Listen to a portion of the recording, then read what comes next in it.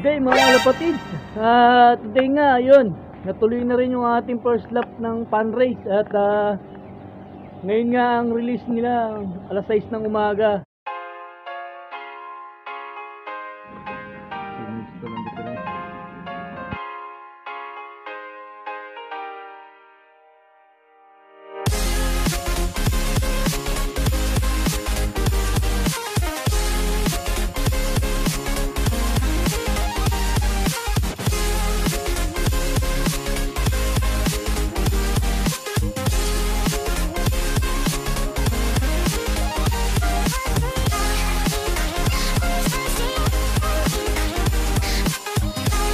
So ang oras natin is 5:55. So meron pang 5 minutes bago ma-release yung mga ibon natin. So ang ganda ng panahon mga kalapatid.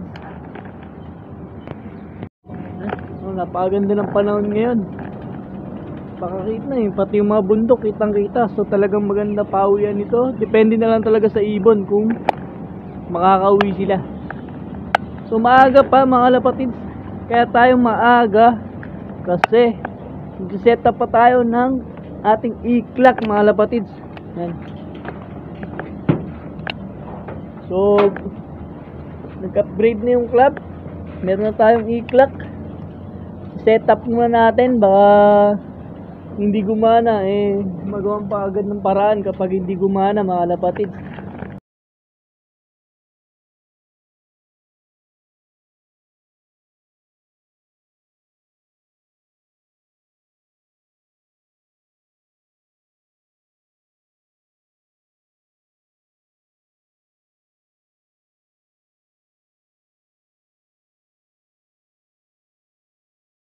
So finally natapos na tayo mag-setup ng ating e-clock mga kalapatids at gumagana naman siya.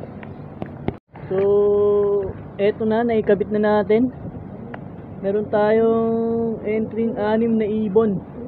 150 km tayo, na-release yung ibon ng 6:05 ng umaga mga kalapatids. So ayun yung pad natin, maliit lang yung pad natin mga kalapatids. Pero sana kahit hindi sila umapak mag-clock. Sana may makauwi tayo ibon mga lapatids. Yan. Ano, okay? So abang-abang na lang tayo mamaya konti. Estimated natin yan before 8 o'clock may pauwi na tayo. Kung maayos yung uwi ng ibon natin mga lapatids. So ang oras natin is 6:34 pa lang naman. Maaga pa, magkakape muna tayo. Update ko na lang kayo mga lapatids pag oras na nangabangan mga lapatids. So all set na tayo mga lapatids. Mag-aabang na lang tayo mamayang konti. And then prepare ko na rin yung kanilang electrolytes para if ever may umuwi sa atin na maaga is makakainom kagad sila ng may electrolyte na tubig.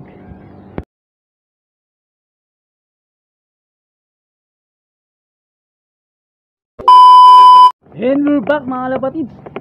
Oras natin eksaktong alas 8 na mga lapatids. And wala pa rin nagpapaklak dito sa ating club. Napakainit na mga lapatid. Kumpara kasi sa Pilas, dito sa Middle East, talagang yung init dito grabe. Tapos disyerto pa yung niliparan nila, tsaka bundukin. So talagang hirap yung ibon. Smash. Dapat sa speed ng sa oras ng mga 8:10, 8:20 may mga ibon nang nakauwi. Pero wala pang nagpapaklak kahit isa. Dapat sa mga medyo malapit yung location, dapat meron na silang isa kahit mga pailan-ilang ibon. Pero wala pa rin nagpapaklak mga lapatid. So oras lang abangan natin. Kung may speed na to, dapat oras na to dapat may ibon na tayo. Pero dahil nga wala tayong training mga lapatid, hindi tayo nag-expect na uuwi na maaga yung mga ibon natin. So ang sa akin lang mag-clock sila. Ang cut-off nga pala natin 600 lang mga lapatids. Kasi nga mainit na yung panahon dito. Kaya ang speed namin ay 600 lang yung cut-off. So alas 8 pa lang pero yung araw tirik na mga lapatids. Kita nyo naman. Saka yung init niya. So wala kang malililiman dito sa rooftop. Talaga sunog ka mga lapatids.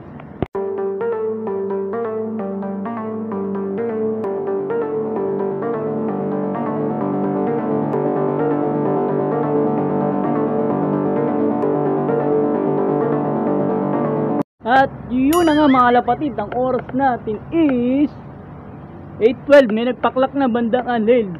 So 25 kilometers yung layo rito sa atin.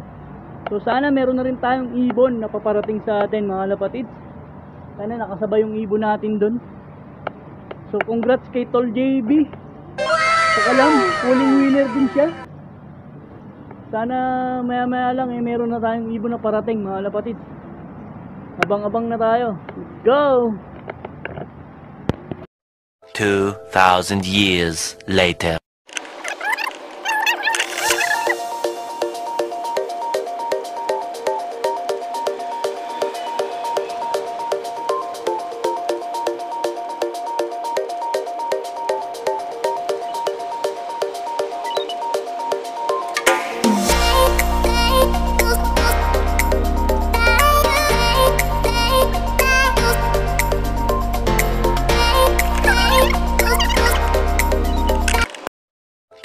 Thousand years later.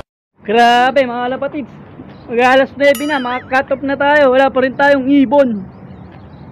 So 10 pa lang ibon na nakaka-uwi. Sobrang init, grabe, sigurado tukod na yung mga ibon natin. Sana makauwi pa sila para may maikarga pa tayo sa second lap mga kalapatids. Sabi ko nga kahit 600 lang okay na tayo kasi nga hindi naman tayo nakapag-training. Pero kahit 600, mukhang diabot yung ibon natin mga kalapatids. So update ko na lang kayo mamaya kung meron tayong uuwing ibon ngayong araw. Bye! A few moments later. At cut off na nga tayo mga kalapatid. Oras natin 9:20 na. Wala pa rin tayong pauwing ibon, di tayo pinalad. Pero sana makauwi pa sila hanggang hapon para meron pa tayong ikakarga sa second lap. Pwede pa silang makabawi. Ba naman, point system naman tayo mga kalapatid. So sana makauwi pa sila at meron pa tayong laban mga kalapatid. So dito ko na tatapusin yung video ko mga kalapatid. Tatanggalin ko na yung aking i-clock kasi mainit na. Baka masira yung ating i-clock. Hindi tayo iyang sa i-clock mga kalapatid. What the init na.